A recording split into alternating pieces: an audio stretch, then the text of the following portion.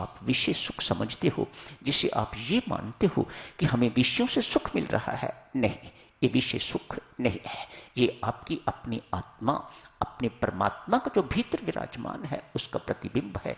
आज आपने पढ़ा, आज आपने शांत भावना पढ़ी है, दूसरी भावनाएं पढ़ी हैं, प्रिय भावना पढ़ी है। उसके अंतर्गत स्वामी जी महाराज ने लिखा है, जो कुछ भी आपको प्राप्त होता है, जो कुछ भी आपको प्रिय लगता है, प्यारा लगता है, मानो उसमें ऐसा कुछ नहीं है, ये आपका अपना आत्मा उसमें प्रतिबिंब होता है, आपका परमात्मा भीतर बैठा हुआ उसमें प्रतिबिंबित होता है, तो वह आपको प्रिय लगने लग जाता है। यदि ऐसा नहीं है तो कभी अप्रिय लगने लग जाता है। प्रेम उसी पर उमड़ता है जो अपने अंदर से निकलता है। उदाहरण क्या देखिएगा, एक और उदाहरण। आज आपका कोई विशेष मिठाई खाने को मन किया, परमेश्वर की कृपा प्रारब्ध के अनुसार वह मिठाई आपको मिल जाती है। मिठाई मिलते ही न मिलने तक मन चंचल था, उस मिठाई को पाने की चंचलता थी, बेचैनी थी। वह जैसे ही बेचैनी खत्म हुई, मिठाई आपको मिली, बेचैनी खत्म हो गई, आपने मिठाई खाई। आपको लग रहा है कि ये सुख मुझे मिठाई से मिला है, नहीं, संत महात्मा यहां समझाते हैं ये सुख मिठाई का नहीं है। उस मिठाई ने क्या किया है, जो आपके मन में मिठाई न मिलने की बेचैनी थी, वह बेचैनी दूर हुई, मन शांत हुआ, चित्त शांत हुआ, मानो मन साफ हुआ। उसके अंदर जो लहरें, बेचैनी की लहरें जो उठ रही थी, वे शांत हो गई। जैसे आप एक सरोवर में पत्थर मारो तो लहरें उठती हैं, आपको लगता है कि सरोवर का जल भी जो है स्तर, वह भी बढ़ चढ़ रहा है, लहरें उसमें उठ रही हैं। ठीक इसी प्रकार से जब मन बेचैन होता है, चित्त बेचैन होता है, तो इनमें भी इस प्रकार की तरंगें, बेचैनी की तरंगें उठती हैं। जैसे ये तरंगें शांत होती हैं तो आपका अपना प्रतिबिंब उसमें दिखाई देता है। आप स्वयं आत्मा हो, आप स्वयं परमात्मा हो, आपका प्रतिबिंब उसमें दिखाई देता है। वह आपको सुख का अनुभव देता है, वह आपको आनंद का अनुभव देता है। ये सुख मिठाई से नहीं है। हमें भ्रांति ये है कि ये सुख हमें मिठाई खाने से मिल रहा है।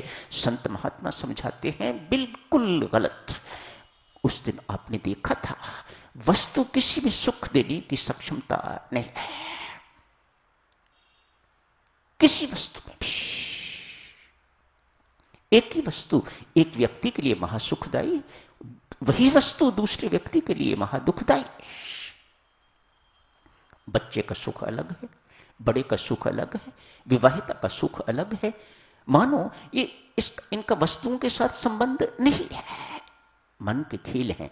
मन शांत होता है तो उसे क्या चीज अच्छी लगती है, क्या उसके अनुकूल है, वह उसे सुख कहता है, जो उसके प्रतिकूल है वह उसे दुख कहता है। चित्त की शांति, साधकजनों, मन की शांति यूं कहिएगा सुख का साधन है। क्या अर्थ है इसका? चित्त को कहीं बाहर से शांति लानी है? नहीं देवियों सज्जनों, चित्त का स्वभाव है शांति। ये सुख दुख जो उसमें आते हैं, ये उसका स्वभाव नहीं है। जैसे एक कपड़ा, स्वच्छता उसका स्वभाव है। हुआ क्या है, कपड़ा गंदा हो गया तो उसकी स्वच्छता ढक गई। यही होता है ना देवियों, उस कपड़े की स्वच्छता जो है, सफाई जो है, जो साफ सुथरापन है, वह ढक गया। किसके कारण? मैल के कारण। ठीक इसी प्रकार से हमारा चित्त भी सदैव शांत रहता है स्वभावता, लेकिन उसमें दुख आता है, अशांति आती है, बेचैनी आती है, तनाव आता है, चिंता आती है, तो ये सब की सब चीजें उस शांति को ढक देती हैं। शांति कहीं जाती नहीं है, ढक जाती है। जैसे ही आप गंदा कपड़ा, मलिन कपड़ा आप धोते हो, मैल धुलती है, स्वच्छता फिर प्रकट हो जाती है। तो करना क्या है? अपने मन को स्वच्छ करना है, अपने चित्त को साफ करना है। शांति कहीं बाहर से नहीं आती है। भूल देवियों सज्जनों हमसे यही हो रही है। सब कुछ हमारे अंदर है और हम खोज रहे हैं बाहर। जिंदगियां मिट जाती हैं, जवानियां मिट जाती हैं इसमें, लेकिन वह सुख शांति जो अंदर बैठी हुई है वह कहीं बाहर से आपको नहीं मिलती। अंततः व्यक्ति निराश हताश खत्म कर देता है अपने जीवन को, जीवन खत्म हो जाता है। आज साधक जनों, शांत भावना पर स्वामी जी महाराज ने प्रसंग का आरंभ किया था। आगे जिस दिन भी समय लगेगा इसी शांति पर चर्चा करेंगे।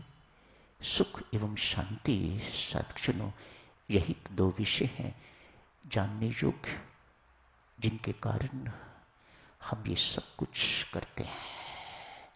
सुख और शांति में अंतर पता होना चाहिए। ढूंढ रहे हैं शांति, प्रयास कर रहे हैं सुख पाने के लिए, कोई मेल जोल आपस में नहीं बैठता। सुख तो फिर जिसकी खोज कर रहे हैं वह तो नश्वर है, वह तो ट्रांजिटरी सुख है देवियों सज्जनों। दुख युक्त सुख है, वह अंततः आपको दुख देके ही मिटेगा, यह सुख नहीं है। शांति खोजिएगा, इस शांति प्राप्ति के लिए ही ये जीवन मिला हुआ है। तो आज यही समाप्त करने की इजाजत दीजिएगा।